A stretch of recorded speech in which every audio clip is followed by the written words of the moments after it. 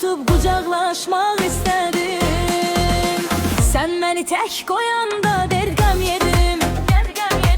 Səbir eləyib şeytana lənət dedim. Başqa çarə yoxdur, başqa necə edim. Zəmanə ilə ayaqlaşmaq istədim. Bir ara səndən uzaqlaşmaq istədim. Yavaş yavaş kənarlaşmaq istədim. Gördüm alınmır elə çox darıxdım. Əlini tutub qucaqlaşmaq istədim. Bu eşq üçün yanıb yanıb köz oldum. Səni sevəndən en el aləmdə söz oldum.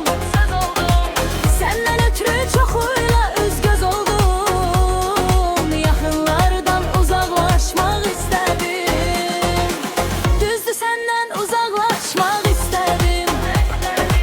Yavaş yavaş kənarlaşmaq istədim. Gördüm alınmır elə çox darıxdım. Əlini tutub qucaqlaşmaq istədim.